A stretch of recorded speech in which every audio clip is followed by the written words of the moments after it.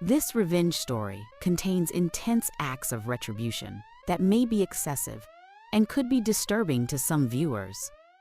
I stood there, heart hammering a frantic rhythm against my ribs. The sight stole the air from my lungs.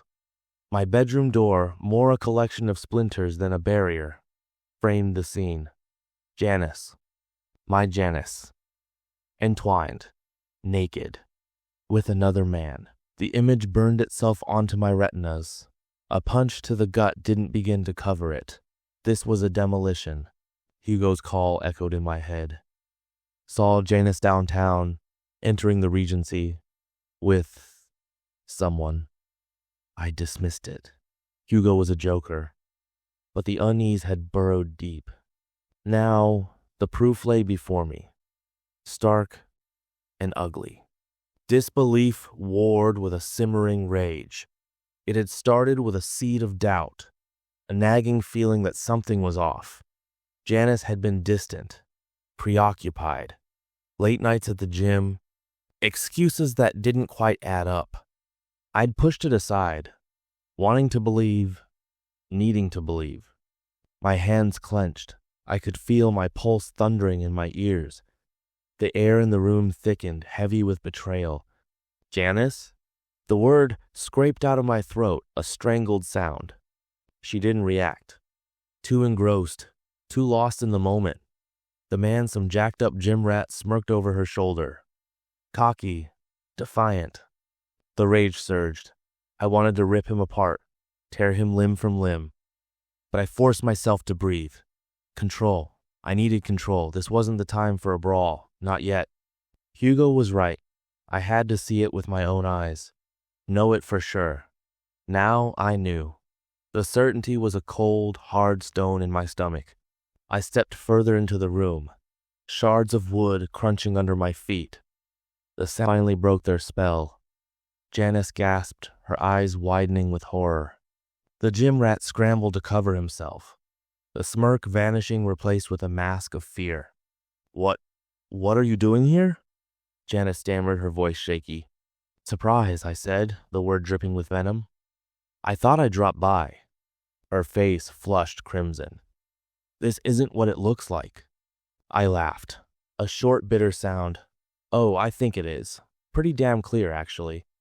The gym rat, whose name I later learned was Saeed, finally found his voice. Look, man, it's not what you think. Really? Because it looks like you're screwing my wife in my bed. Explain that one to me. Janice started to cry, tears streaming down her face. Please, just go. Go? I repeated, stepping closer. No, I'm not going anywhere. Not until I get some answers. The air crackled with tension. Janice cowered on the bed, trying to shield herself. Saeed remained frozen, his eyes darting back and forth, searching for an escape. The punch to the gut was only the beginning. The real pain, the deep, festering wound of betrayal, was just starting to take hold. I couldn't let it go. Not like this. I needed to understand, to know why. So I swallowed the bile of humiliation and started planning. Hugo, bless his misguided heart, was eager to help. So were a couple of guys from the plant. Guys I trusted. Mark and Dave. Solid, dependable. They'd seen my face, the raw pain etched into every line. They knew this wasn't about ego. This was about survival. We gotta be smart about this, I said, laying out a map of Janice's usual haunts. No screw-ups. Hugo, ever the optimist, clapped me on the shoulder. We got your back, man. Don't worry. Mark, a quiet, observant guy, pointed to a building on the map. She goes to that gym every Tuesday and Thursday, right? We can stake it out. Dave, the muscle of the group, grunted in agreement. I can follow her after work. See where she goes. We started the surveillance the next day. It was tedious, soul-crushing work. Hours spent parked across the street from Janice's office, watching, waiting. Each passing car, each fleeting glimpse of her, twisted the knife a little deeper. The first break came on Tuesday. Mark called, his voice tight. She's with him. Saeed, they just left the gym. My stomach churned. I gripped the phone, knuckles white. Where are they going? Heading towards downtown. Looks like the Regency Hotel. The Regency. The same hotel Hugo had mentioned. The pieces were starting to fit together. I felt a sick satisfaction, a grim confirmation of my worst fears. The next few days were a blur of stakeouts and hushed phone calls. We tracked Janice's movements, documented her meetings with Saeed. Dinner dates, late-night drives. The evidence piled up, a damning indictment of her infidelity. Each new revelation chipped away at my resolve. The anger morphed into a cold, burning hatred. I wanted to make her suffer, to feel the same pain she had inflicted on me. I can't believe she's doing this, I muttered, staring at a photo Mark had snapped of Janice and Saeed kissing in a park. Hugo shook his head. Some people are just wired that way, man. Don't let it get to you. Easier said than done. The betrayal consumed me. I barely slept, barely ate. My mind was a relentless carousel of anger and resentment. I started formulating a plan, a way to confront them, a way to expose their lies, a way to make them pay. It wouldn't be pretty, but it would be effective. They thought they could get away with this? They were wrong. So very wrong. This wasn't just about revenge. It was about justice, about reclaiming my dignity, about proving that I wasn't some fool to be played with. The thought fueled me, gave me the strength to keep going. This was far from over. Friday night. The clock ticked with agonizing slowness, each second a hammer blow against my sanity. The air hung thick and stagnant, charged with an almost palpable sense of foreboding. The lie to Janice tasted like ash in my mouth. Gotta head in, honey. Turbine's acting up. Could be a long one. Her response was a non-committal hum, her attention already drifting back to the glowing screen in her hand. The casual indifference was a knife twist, a sharp reminder of the chasm that had grown between us. I swallowed the bile of resentment, forced a tight smile. See you later. The drive to the plant was a mechanical exercise, my hands moving automatically, my mind a swirling vortex of rage and pain. The familiar route seemed distorted, alien, as if I were seeing it through someone else's eyes. I clocked in, punched the time card with unnecessary force, the metallic clunk echoing in the sterile environment. Then, the swift, decisive U-turn, the clandestine journey back towards the epicenter of my impending implosion. The neighborhood exuded a false sense of serenity, the well-manicured lawns and brightly lit houses radiating an illusion of normalcy. But beneath the veneer of suburban tranquility, I knew a betrayal festered. The air grew heavy, the scent of rain mingling with the acrid tang of my own fear and anticipation. My senses were heightened, every sight, sound, and smell amplified to an almost unbearable intensity. I parked several blocks away, cutting the engine, letting the car coast to a silent stop under the shadow of a towering oak tree. The need for stealth was paramount, a primal instinct overriding any sense of reason. Saeed's car, that sleek, black BMW. It mocked me. It sat there brazen and defiant, parked directly in front of my house, bathed in the cold, unforgiving glare of the street lamp. It was an insult, a flaunting of his victory, a symbol of my utter humiliation. A raw, visceral rage surged through me, threatening to overwhelm my carefully constructed facade of control. My hands clenched into fists, my knuckles bone white, the leather of the steering wheel creaking under the strain. I wanted to obliterate it, to smash it into a mangled heap of twisted metal. But that would be reckless. It would be playing his game, giving him the satisfaction of knowing he had provoked me. He emerged from the car, and for a fleeting moment I saw him clearly, not as the embodiment of all my anger and resentment, but as a man with a confident stride, a self-assured smile, a man blissfully unaware of the tempest that was about to engulf him. He sauntered towards my front door, his hand reaching into his pocket. Then, the glint of metal. The key. Her key. The ultimate symbol of their betrayal, the key that unlocked not only my house, but also my heart. A wave of nausea washed over me, the taste of bile rising in my throat. I waited.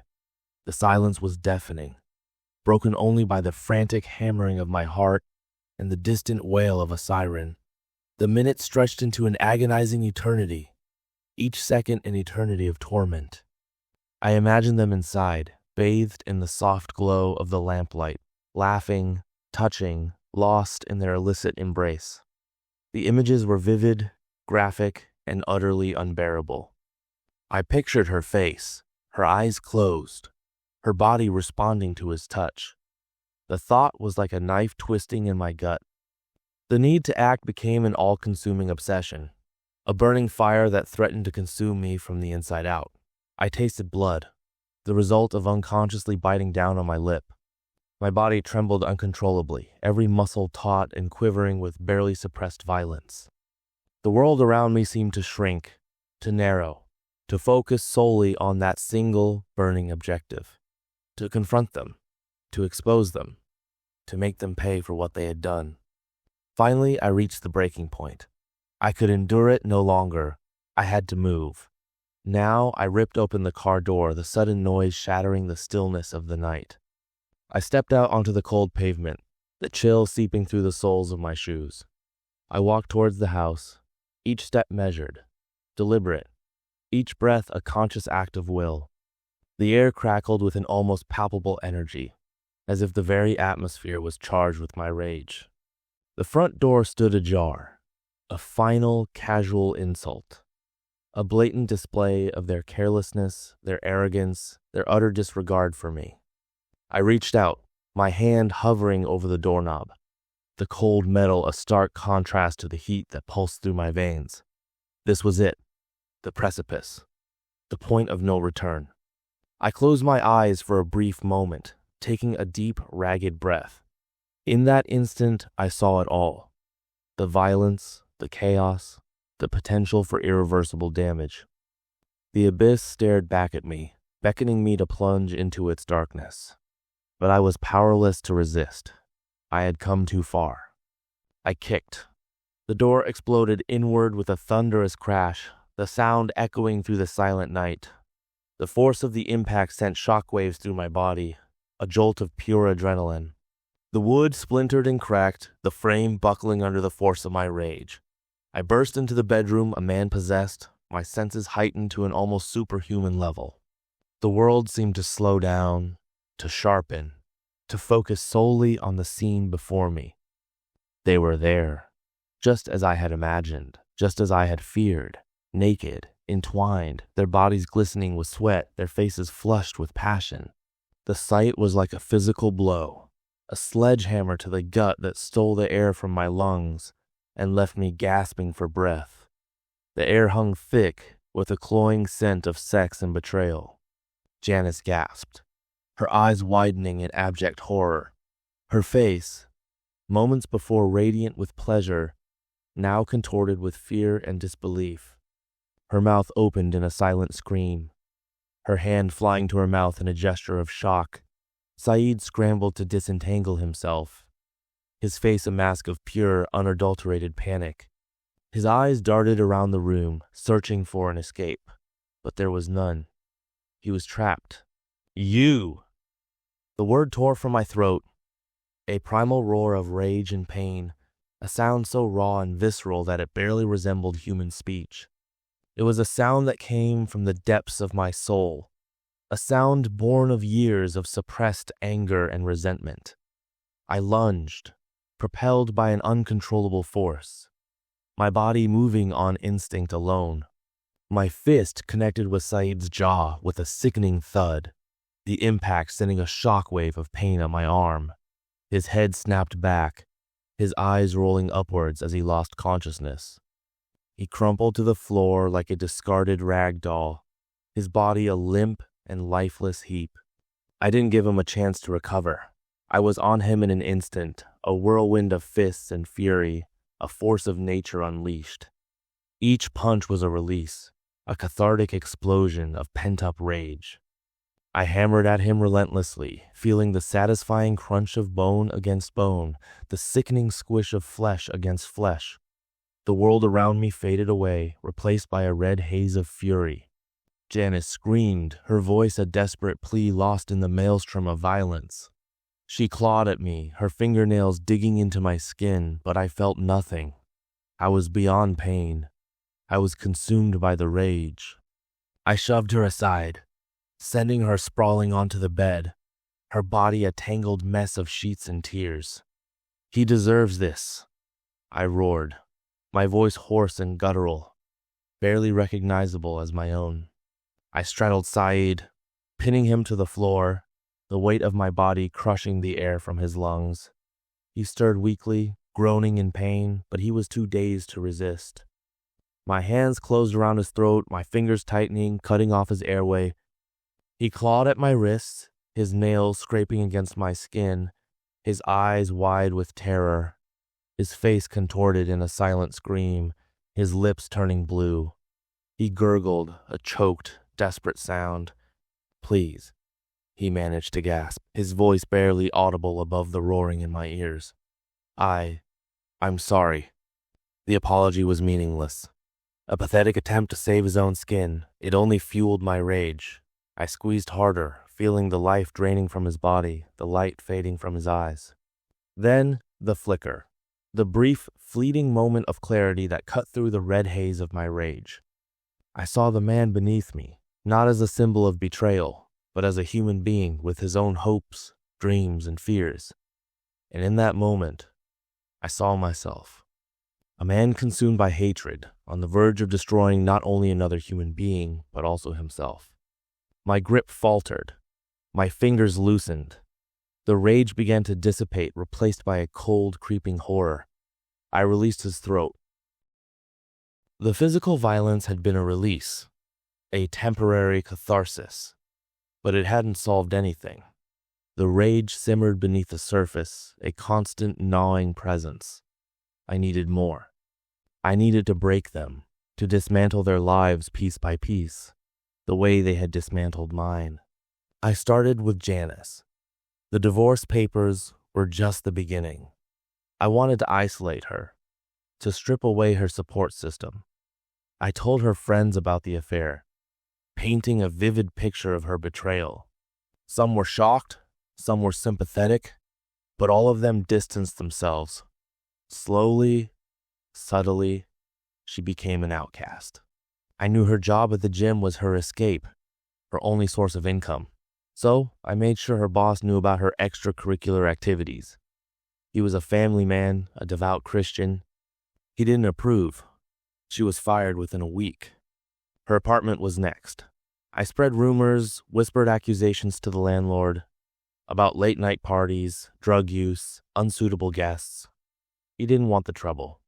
He gave her 30 days to vacate. I watched her crumble. The confident, vibrant woman I had married was replaced by a gaunt, hollow-eyed shadow. She was losing everything. Her friends, her job, her home. And I felt nothing. Just a cold, empty satisfaction. Saeed wasn't spared. I knew he worked as a software engineer for a tech company downtown. I did some digging, uncovered some questionable expense reports, some minor ethical violations. I sent an anonymous tip to his boss. He was investigated, reprimanded, his career trajectory derailed. I made sure his family knew about the affair. His parents were traditional, conservative. They were ashamed, disgusted. They disowned him. His siblings shunned him. He became a pariah. I reveled in their suffering. Each setback, each humiliation, fueled my sense of righteous indignation. They had hurt me, and now they were paying the price. But even as I watched them descend into ruin, a nagging doubt began to creep in. Was this really justice, or was it just a twisted form of revenge? Was I becoming the monster I had accused them of being? The questions haunted me, swirling in the darkness of my sleepless nights. I tried to ignore them, to bury them beneath layers of anger and resentment. But they persisted. a constant reminder of the darkness that was consuming me. I was winning, yes, but at what cost? What was left of me? Knowing I hadn't struck the final blow, my focus shifted back to Saeed. Hitting him physically and professionally hadn't been enough.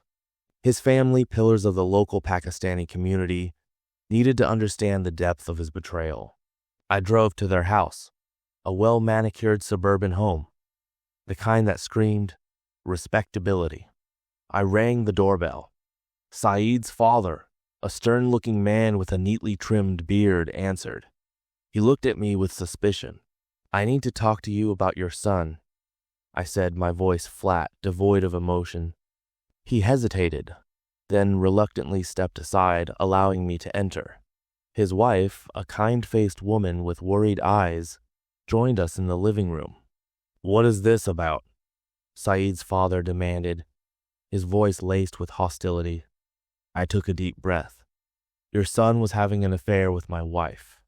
The words hung in the air, heavy and accusatory. Saeed's mother gasped, her hand flying to her mouth. His father's face hardened.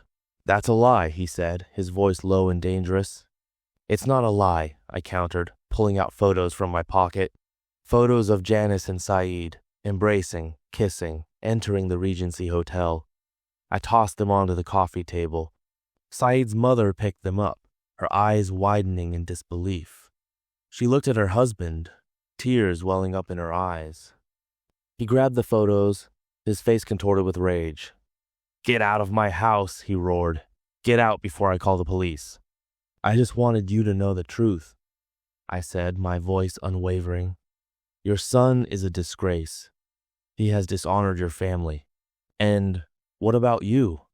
Saeed's mother cried, her voice trembling. "What kind of man does this? Comes to our home, spreading lies and accusations." "It's not a lie," I repeated. "Ask your son. He knows the truth." I turned to leave, pausing at the door. I hope you can find a way to forgive him, but I never will. As I walked away, I could hear Saeed's mother sobbing. His father stood in the doorway, his face a mask of fury and shame. I had delivered my message. I had exposed their son's transgression. I had shattered their carefully constructed facade of respectability. Was it right? Maybe not, but it felt good. Damn good. The divorce proceedings were a formality. Janice didn't fight it. She was broken, defeated. I got everything I wanted. The house, the car, custody of the dog. She didn't even bother to show up in court. But the legal victory felt hollow. It didn't fill the emptiness inside me. I needed to see Saeed suffer more. I needed to ensure he paid for his actions. I knew he was struggling at work. The anonymous tip had done its damage. He was passed over for promotions, ostracized by his colleagues. He was living in fear, constantly looking over his shoulder. I decided to escalate things. I contacted his company's biggest client, a major defense contractor. I told them about Saeed's affair, insinuating that he was a security risk, a man with questionable morals. I suggested they might want to reconsider their relationship with his company. The client took my concerns seriously. They launched an investigation, scrutinizing Saeed's work, his background, his personal life. The pressure was immense. He cracked. He made a mistake, a small coding error that caused a system malfunction. It was minor, easily fixed. But it was enough. The company used it as an excuse to fire him. I heard about it through the grapevine. I imagined Saeed packing his belongings, his face pale with humiliation, his career in ruins. A wave of satisfaction washed over me. I had finally broken him. I decided to pay him a visit. I drove to his apartment, a dingy, rundown place on the wrong side of town. I found him sitting on the steps, staring blankly into space. "Saeed," I said, my voice cold and emotionless. He looked up, his eyes filled with despair. "What do you want?" "I just wanted to see how you were doing," I said, a cruel smile playing on my lips. "Looks like things aren't going so well." He didn't say anything. He just stared at the ground, his shoulders slumped. You messed with the wrong guy, Saeed, I said, stepping closer. You thought you could get away with it. But you were wrong. I always get what I want. He finally looked up at me, his eyes filled with hatred. You ruined my life, he whispered.